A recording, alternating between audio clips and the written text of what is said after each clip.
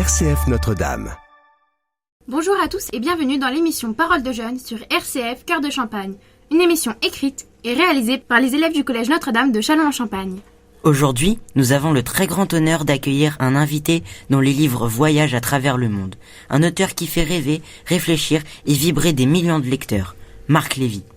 Depuis son premier roman devenu un phénomène international, il enchaîne les succès et continue de nous surprendre par des histoires profondément humaines, pleines d'émotions, de mystères et d'aventures. Et le plus incroyable, c'est qu'il a accepté d'être avec nous.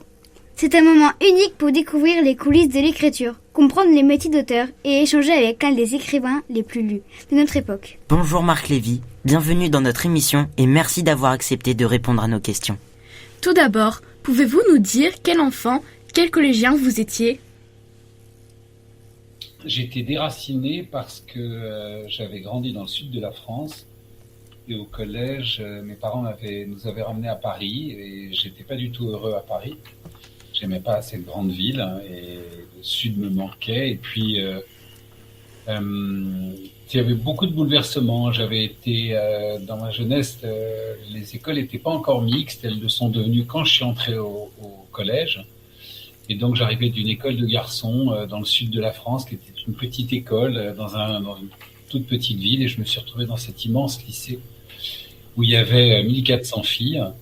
Et c'était absolument terrifiant comme expérience. Mais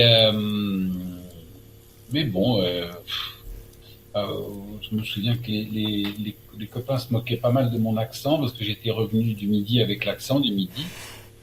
Et mais bon, c'était en même temps, j'adorais revivre ces années, je peux vous dire. Voilà, mais j'étais un très bon élève dans le primaire et j'avais beaucoup de difficultés dans le secondaire parce que tout tournait beaucoup autour des maths et j'étais pas un matheux. Ok. On imagine que la lecture a toujours tenu une place importante dans votre vie. Avez-vous toujours aimé lire ? C'est-à-dire que dans ma jeunesse, encore une fois, il y avait très peu d'autres moyens de se distraire et de s'évader. Il n'y avait pas de téléphone portable, il n'y avait pas de tablette. Le cinéma coûtait beaucoup trop cher pour y aller souvent. Et puis de toute façon, il y avait, le film changeait toutes les semaines. Mais enfin, on n'avait pas les moyens d'y aller toutes les semaines. Et donc il y avait, à part les jeux d'extérieur et les jeux entre copains et copines, les deux moyens de divertissement essentiels, c'était les livres et la BD. Et les jeux de société, les jeux de rôle. On faisait beaucoup de jeux de rôle comme les Dungeons and Dragons, vous voyez. Mais sinon, bien sûr, on lisait énormément. On passait notre vie à lire. C'était le moyen de s'évader et de se coucher tard. D'accord. Quel est le livre qui vous a le plus marqué quand vous aviez notre âge ? Quel âge avez-vous ? 13 ans. 13, 14. Je crois qu'à l'époque, le livre choc de mes 13 ans, pour la génération qui a mon âge, c'était La Nuit des Temps de Barjavel. D'accord. C'était un roman absolument extraordinaire. C'était notre Harry Potter, si vous voulez. Enfin, Harry Potter, c'est déjà la génération de mon fils, mais c'était extraordinaire parce que les lectures qu'on nous donnait les lectures obligatoires à l'école étaient terriblement ennuyeuses et je dirais beaucoup trop complexes pour l'âge auquel pour l'âge auquel on nous les donnait à lire. Et d'ailleurs, c'est ce qui a, à mon avis, écarté beaucoup d'enfants des chemins de la lecture. C'est qu'il y avait à mon sens, une très mauvaise appréciation de ce que l'on donnait à lire aux enfants pour les éduquer, au lieu de leur donner à lire des livres qui leur donnent envie de lire et donc de s'éduquer. C'était un des grands problèmes. Moi, je me souviens, à 14 ans, on nous avait fait lire Eugénie Grandet de Balzac. À 14 ans, c'est absolument indigeste. C'est impossible c'est comme si on voulait initier les enfants au cinéma en leur montrant les films de Godard. Ça ne remet pas en cause le talent de Godard ni le génie de Balzac, mais c'est juste une question d'âge. Et mais les professeurs à mon époque l'école était très autoritaire. Il n'y avait pas de discussion. Et pour une question pour une raison que je ne m'explique pas, La Nuit des Temps avait été comme ça acceptée par le corps enseignant. Donc c'était une lecture recommandée, et c'était une lecture fantastique parce que c'était à la fois un roman d'amour, un roman de science-fiction, un roman d'anticipation, et on était comme des dingues dedans. Donc c'était La Nuit des Temps. Après, j'ai eu la chance d'avoir une prof de français extraordinaire en 4e. Elle s'appelait Madame Delvaux, et elle m'a fait lire un recueil de poésie de Jacques Prévert qui s'appelait Paroles. Okay. Et ça a été une révélation. C'est-à-dire que dans ce recueil de poésie, il y a à la fois la poésie du cœur, mais aussi la naissance d'une conscience sociale. C'est-à-dire que Prévert, c'est un activiste, et c'est un poète qui ne parle pas beaucoup de lui comme le font beaucoup de poètes. Il parle des autres. Et il y a des poèmes de Prévert dans Paroles qui valent des heures de cours de philosophie et qui sont absolument extraordinaires. Ça a été ma deuxième lecture très choc. Effectivement, Prévert avait l'air d'être un grand poète. Mais je trouve que, tu vois, je trouve que en lire à vos âges Paroles, il y a des poèmes de Paroles qui racontent tellement de choses sur l'injustice, sur la société.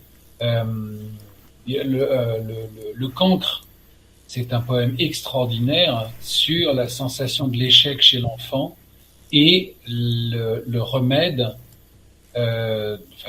comment te dire, l'élixir de bonheur qu'est son imagination.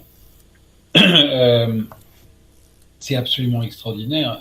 Il y a un poème de Prévert que je vous conseille de lire et surtout de comprendre, qui commence par qu'il est étrange ou qu'il est dur le bruit de l'œuf cassé, le bruit de l'œuf qu'on casse sur le comptoir d'étain quand il résonne dans la tête de l'homme qui a faim. Et c'est un poème qui raconte l'histoire d'un sans-abri qui a faim et qui passe devant les vitrines du monde qui vit sans privation. Et c'est une description de la vie et comment te dire, une fenêtre qui s'ouvre sur l'humanité qui est absolument extraordinaire. Je vous vraiment, c'est court et lisez-le. Ok. Qu'est-ce qui vous a donné envie de devenir écrivain ? Je pense qu'on peint, on sculpte, on chante, on danse, etc., et on écrit parce que la pudeur nous empêche de dire à haute voix des choses qu'on a quand même besoin d'exprimer. Pourquoi est-ce qu'on écrit une lettre d'amour au lieu de dire je t'aime ? Parce que c'est très très difficile de dire à haute voix je t'aime, même à nos parents d'ailleurs. On a cette pudeur, mais l'écrire est un remède à la pudeur. Ce qui m'a donné envie d'écrire, je crois que quelque part, vous allez voir quand vous allez vieillir, quand les années vont passer, ce que vous êtes aujourd'hui, à l'instant où nous parlons, va rester. Ça va pas bouger. En fait, ce que vous êtes vraiment à cet âge-là, depuis l'âge de 7 ans, ça va rester intact à l'intérieur de vous. Parce que c'est ce que nous sommes finalement. C'est un peu comme voilà, la pile. Mais la vie fait que la vie va tout faire pour vous le faire oublier. C'est-à-dire que les préoccupations, les tracas, la course au diplôme, les études, les emplois, les jobs, le mariage, les enfants, vous voyez, la précipitation de la vie va tout faire pour vous faire oublier ce que vous êtes là maintenant au moment où je vous regarde et au moment où je vous parle. Mais c'est toujours là. Et chez certaines personnes, on s'en rend compte. C'est-à-dire que de temps en temps, comme ça, dans la vie, on a une réaction, une émotion, un moment qui vous traverse, et c'est comme si, par miracle, le jeune garçon ou la jeune fille qui est toujours resté en nous ressurgit pour nous parler. Et ce rapport-là, il est magnifique. Moi, je crois que j'ai eu envie d'écrire pour continuer à parler avec vous. Vous attendiez, dès votre premier roman, un très grand succès comme ça? Comment vous avez réagi? Alors, je m'y attendais pas du tout et je m'y attends toujours pas, figure-toi. Parce que, assez étonnamment peut-être pour toi, mais pour moi, je suis étonné à chaque fois que quelqu'un me dit qu'il a lu mon livre, et à chaque parution de livre, j'ai toujours ce même étonnement. Quand ça m'est arrivé avec le premier roman, c'est-à-dire quand tout à coup il y a eu cet engouement, j'avais l'impression que c'était pas du tout de moi qu'il s'agissait. En fait, je continuais à vivre ma vie. J'étais un papa célibataire, j'élevais mon petit garçon, j'avais beaucoup de boulot. Et le reste, j'avais l'impression que c'était pas moi. Je me souviens qu'un copain, et 2 jours avant la date de sortie officielle du roman, j'ai un copain qui m'a emmené aux Champs-Élysées. Il y avait à l'époque une très grande librairie qui s'appelait le Virgin Megastore. Et il m'a dit, tiens, viens, on va aller voir si ton bouquin est déjà sur les tables. Et on est allés ensemble, c'était un vendredi soir. Et sur la table de la librairie, il y avait mon bouquin. Et la coïncidence a voulu qu'il croise une copine à lui qui était journaliste. Et cette copine, et il a mon livre dans les mains. Et la copine lui parle, elle lui dit bonjour. Moi, j'étais un peu en retrait. Et elle lui dit, ah, c'est marrant, j'ai eu les épreuves presse pendant les vacances de Noël, j'ai lu ce livre. Et je les regardais, ils nous avaient pas encore présenté. Et j'avais vraiment l'impression que ça m'était complètement étranger. Tu vois, qu'il y avait, elle parlait pas du tout de moi, ni de mon bouquin. Et d'ailleurs, c'est drôle parce que il s'est retourné, il a dit, bah, c'est lui qui l'a écrit. Et elle l'a pas cru. Tu vois, elle l'a regardé en lui disant, c'est vraiment drôle comme vanne. Il lui dit, mais non, mais je te jure, c'est lui qui l'a écrit. Et alors, elle a retourné le bouquin, elle a vu ma photo derrière. Et donc, après, on s'est dit bonjour, bien sûr, mais c'est pour te dire à quel point ça me paraissait toujours étranger. C'est comme ça, on n'y peut rien. C'est la pudeur dont je te parlais tout à l'heure. Et d'ailleurs, Et si c'était vrai a été adapté au cinéma par Mark Waters en 2005. Est-ce que le film est fidèle à ce que vous aviez imaginé? Écoute, assez, oui. À part la fin, moi j'avais imaginé une autre fin que j'aimais mieux. Mais il est assez fidèle, en fait. Oui, les fondamentaux de l'histoire sont assez respectés. Et je trouve que il y a l'humour, il y a la tendresse, il y a l'engagement. Ouais, au moins je trouve que c'est assez fidèle. Comment te dire, toute l'histoire n'y est pas, parce qu'un livre, ça représente, tu vois, on va dire 5, 6 heures, 7 heures de narration. Le film, il ne dure qu'1 h 30. Mais, ouais, je trouve qu'il est assez fidèle, ouais. Pour vous, c'est quoi la littérature? Qu'est-ce que vous avez envie de procurer au lecteur? Alors, ce sont 2 questions très, très différentes. La littérature, c'est un immense escalier, si tu veux, c'est un très, très grand boulevard. La littérature, elle est composée de plein de lectures. Je n'adhère pas à ce débat qui consiste à dire que, par exemple, la série des livres La femme de ménage, tu vois, ne ferait pas partie de la littérature. À partir du moment où un livre fait lire et donne envie à quelqu'un de lire un autre livre et un autre livre, il est dans la littérature. Après, il y a cet éternel débat germano-pratin, la grande littérature, la petite littérature. Moi, je sais que sur la mer, j'aime mieux naviguer sur un petit bateau que sur un grand bateau, par exemple, tu vois. Donc, ce qui est grand, ce qui est petit, ce qui est mince, ce qui est gros, tout ça, c'est assez subjectif finalement. Ça dépend des goûts de chacun, tu vois. Dans les sociétés sud-américaines, les gens qui sont minces, on les considère comme malades et chétifs. Tu vois, alors que dans les sociétés nordiques, c'est des gens qui sont plutôt ronds, dont on aura tendance, tu vois, à se moquer. Enfin, on ne considérera pas dans les canons de la beauté. Donc tout ça, ce sont des valeurs extrêmement subjectives. Tout à l'heure, je vous ai parlé de la Nuit des Temps de Barjavel. Oh, peut-être que si on interviewait nos académiciens, ils vous diraient que c'est pas de la grande littérature, mais Barjavel a fait lire des millions de jeunes. Bon, tu vois ce que je veux dire. Donc la littérature, pour te donner ma définition qui n'engage de moi, c'est un immense territoire de liberté où cohabitent nos émotions, nos imaginaires, et où surtout des mots nous rapprochent.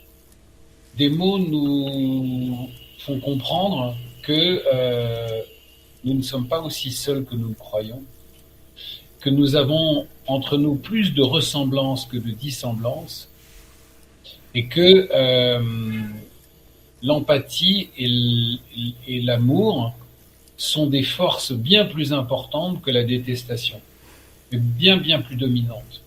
C'est ça la littérature. La littérature, c'est ce qui fait que, à un moment, la magie fait que ils, nous, je vont nous attacher à des personnages qu'on ne connaît pas et qui parfois n'ont jamais existé et n'existeront jamais ailleurs que dans nos têtes et dans nos cœurs, mais qui pourront y rester gravés à jamais. Les personnages des romans que j'ai aimés, ils vivent, ils sont dans ma vie, comme le sont des copains ou des copines. Et pourtant, ils n'existent pas. Ça, c'est la littérature. Ça, c'est magique, tu vois. C'est beaucoup plus magique et beaucoup plus important qu'une figure de style. C'est pareil en musique. En musique, moi, j'ai fait du piano beaucoup. Et je me souviens un jour d'une critique de mon père, j'avais écrit un morceau de piano et j'avais demandé à mon père ce qu'il en pensait. Mon père avait souri, il m'avait dit il y a beaucoup de notes. Et son expression il y a beaucoup de notes, ça voulait dire en fait tu es en train de montrer que tu joues bien du piano. Et la question c'est pas de jouer bien du piano, c'est de jouer sincèrement du piano. Donc voilà, la littérature c'est ça, c'est un immense territoire de liberté et de considération de l'autre, et c'est une immense fenêtre sur le monde, et sur le monde à travers toutes ces époques. Donc c'est ça la littérature. Tu as oublié l'autre partie de ta question, mais c'est pas grave. Ok. Moi j'ai lu C'est arrivé la nuit, pardon, et j'ai vraiment adoré, c'était un super livre, je l'ai fini hier soir, et j'ai adoré. Il y a une suite. Hein. Oui, j'ai pas fini, j'ai acheté le deuxième, mais j'ai pas commencé. Comment est née l'idée d'écrire un livre avec des pirates informatiques ? Alors, eh bien, c'est arrivé parce que je les ai vraiment rencontrés dans la vraie vie. En fait, ça s'est passé comment ? C'était le moment où le monde a commencé à basculer. Le monde d'aujourd'hui a commencé à basculer, c'est-à-dire que c'est ce moment de la vie du monde où les forces autocratiques ont commencé à collaborer entre elles. Il y a encore, on va dire, une vingtaine d'années, les autocrates se détestaient. Ils avaient plutôt tendance à être rivaux et à ne pas s'entendre. Et puis il y a eu ce moment, je le raconte dans le roman, où notamment après ce qu'on a appelé les printemps arabes, où les dictateurs ont compris que les révolutions, les démocraties qui les entouraient, étaient autant d'exemples pour leur propre peuple qui avait un autre moyen de vivre que dans des régimes autocratiques. Et donc, il y a eu cette alliance des forces autocratiques pour déconstruire les démocraties. C'est-à-dire, il y a eu une forme d'internationalisation de la dictature. Et les dictatures ont commencé à se relier entre elles. Mais les dictatures ont besoin d'argent et donc ce qu'on appelle les oligarques, c'est-à-dire un certain nombre de gens très très riches, de milliardaires, ont trouvé leur intérêt à faire alliance avec ces autocrates qui d'ailleurs les ont souvent leur ont souvent permis dans leur propre pays de devenir milliardaires. C'est comme c'est le cas en Russie. Et donc, il y a eu cette alliance ce qu'on a appelé de la criminalité en col blanc, c'est-à-dire comment, à un moment donné, par exemple, les ultra-conservateurs américains vont dépenser beaucoup d'argent en Angleterre pour que le Brexit se produise, tu vois, et donner de l'argent dans les caisses d'un impôt. Bref. Face à ce crime qu'on appelle en col blanc, il y a eu un certain nombre de gens qui ont cherché à le dénoncer, mais avec très peu d'écoute, finalement. Et parmi eux, alors il y avait des journalistes, et parmi eux, il y a eu un groupe de hackers très doués qui, au lieu de se servir de leur talent pour commettre des crimes, se sont servis de leur talent pour mener des enquêtes et pour dénoncer les crimes commis par d'autres. J'ai eu la chance de pouvoir les rencontrer, je ne peux pas te dire comment, évidemment, parce que ils vivent comme dans le roman, ils ont des vies tout à fait normales, mais leur identité de hacker est évidemment très cachée. Mais j'avais décidé d'écrire sur ce sujet, c'est-à-dire le sujet de cette criminalité d'un certain nombre de très grands milliardaires qui s'organisaient pour faire dérailler les démocraties dans le monde. Parce que qui dit démocratie dit aussi des règles pour protéger les populations. Et qui dit règles dit moins de profit pour les grands milliardaires. Tu vois, les grandes industries du pétrole, plus on leur donne des obligations de ne pas polluer, et moins elles gagnent d'argent, et plus elles sont libres de polluer, et plus les actionnaires s'enrichissent, etc. Bref. Et donc, en parlant avec un cercle, on va dire, d'amis qui sont des grands reporters, qui travaillent sur ces sujets, on a, dans une conversation, on a évoqué ces 9. Et ça m'a pris du temps, mais ils ont accepté à un moment donné de me rencontrer et de me raconter un certain nombre de choses. Et c'est comme ça que le roman a pu exister. C'est pour ça qu'au début du roman, je dis, je remercie les 9, dont je ne peux pas citer les noms. D'accord. Pourquoi vivez-vous à New York? Est-ce que cette ville inspire vos romans? Oui, beaucoup. Alors, je suis arrivé à New York la première fois, j'avais 18 ans. Ensuite, j'y ai vécu beaucoup plus tard. Et puis maintenant, j'y vis depuis presque 20 ans.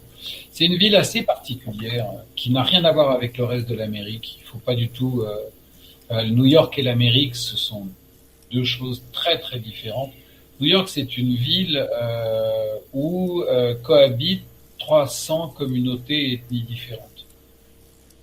Et comment te dire, il y a très peu d'endroits dans le monde où il y a autant de cultures différentes qui cohabitent ensemble.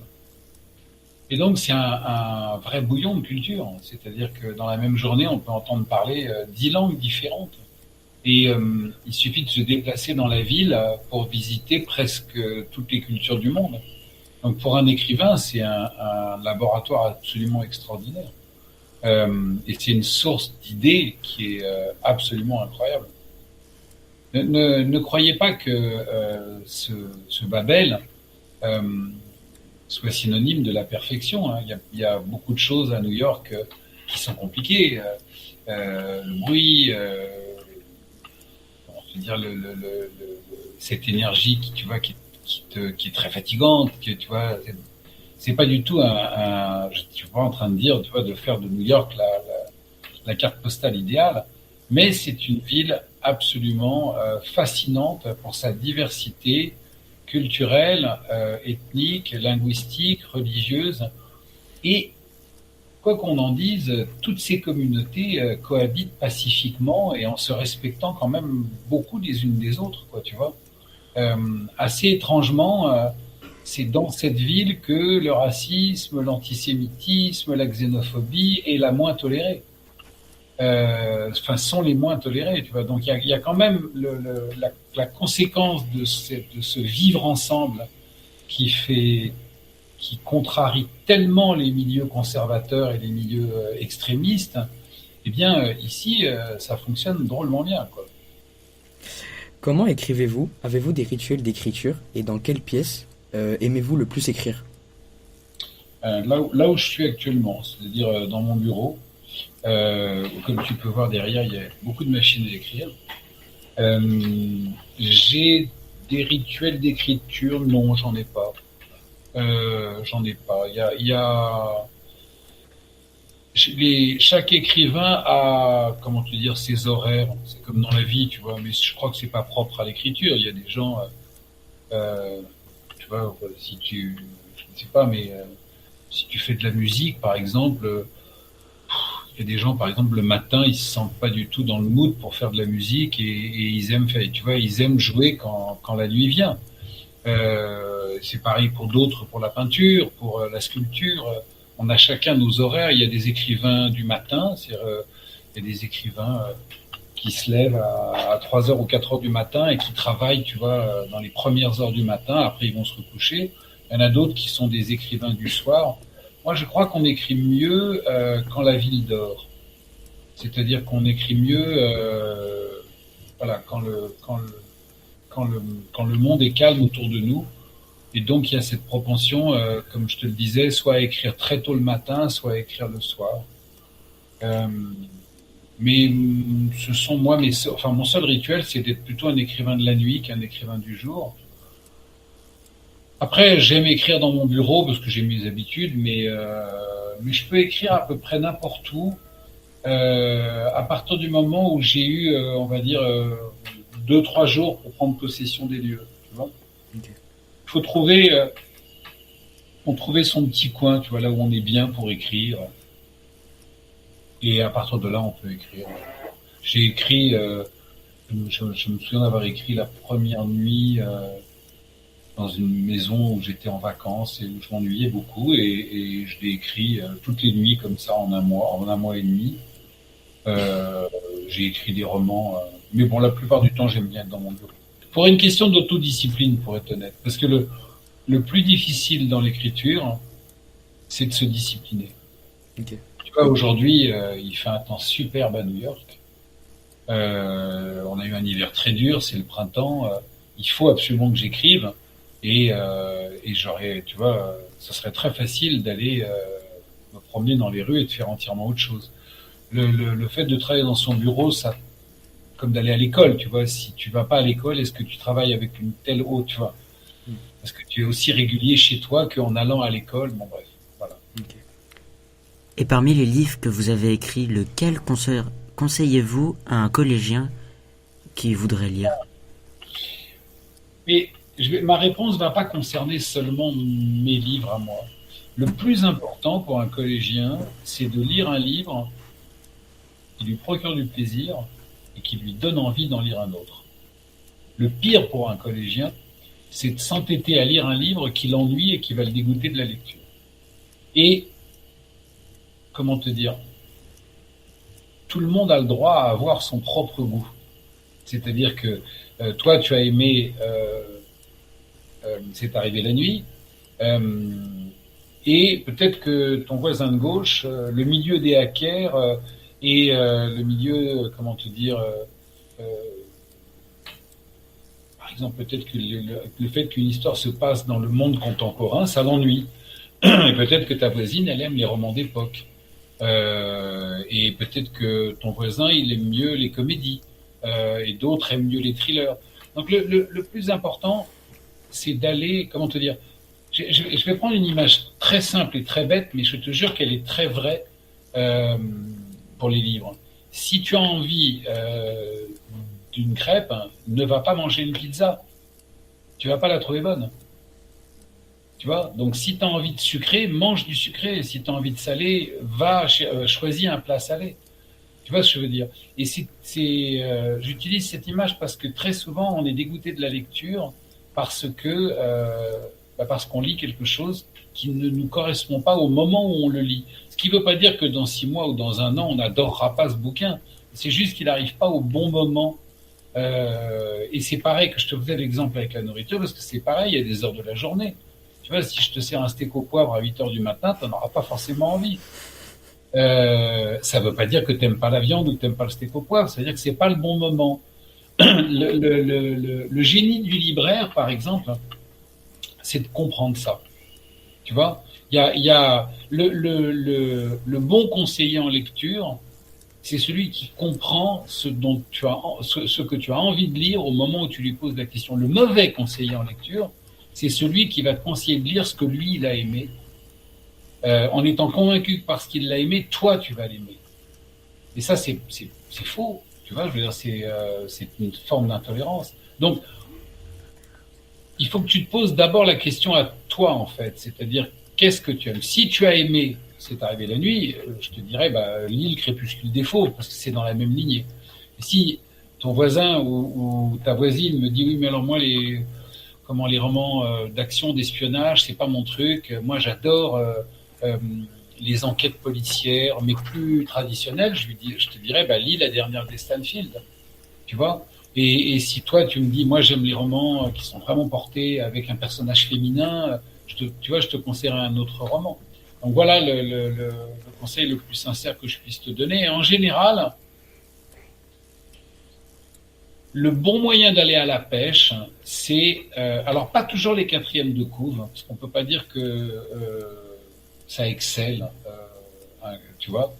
Mais ce que je te recommande, c'est ouvre un livre, lis les 2-3 premières pages. Et tu vas tout de suite voir si déjà dans ces 3 premières pages, la voix, la musique, tu vois, de l'auteur te plaît. Si t'es pas convaincu, que tu as un doute, n'aie pas peur de passer 3 chapitres et de relire 2-3 pages. Tu vois, du 4e chapitre, c'est pas grave, ça va rarement spoiler l'histoire. Je te dis ça parce qu'il y a des auteurs, le plus difficile quand on écrit un livre, c'est de lancer l'histoire. Tu vois, c'est la mise en route. Et parfois, les 3-4 premières pages d'un livre peuvent être ingrates par rapport à la suite où il y a une autre musique, tu vois, qui s'installe. Simplement parce que, quand un auteur se met à écrire un roman, il rencontre ses personnages et au 4e chapitre, il les connaît mieux. La conversation est en général plus bref. Donc tu vas 3-4 chapitres plus loin, tu lis comme ça 2-3 pages. Si tu vois que t'accroches pas, prends un autre livre. Si au contraire tu vois que tu as l'impression que en lisant 3-4 pages du 4e chapitre, t'en lis déjà trop, c'est plutôt bon signe. Là, tu peux prendre le bouquin et le lire. Et mon dernier conseil, n'aie pas honte. Si au bout de 50 pages, un livre t'ennuie, passe à un autre livre. C'est déjà la fin de notre émission. Un immense merci Marc Lévy d'avoir répondu à nos questions. Merci pour votre disponibilité et votre bienveillance. Et pour la grande générosité avec laquelle vous avez partagé vos expériences avec nous. Nous retiendrons aussi votre profonde simplicité, derrière l'auteur mondialement connu. On a découvert quelqu'un d'humble, à l'écoute, qui parle de l'écriture comme d'un voyage accessible à tous. Pour peu qu'on se laisse guider par l'imagination. Merci infiniment pour ce moment privilégié que nous n'oublierons jamais. Merci également à vous, chers auditeurs, de nous avoir écoutés. On se donne rendez-vous dans une prochaine émission. Au revoir.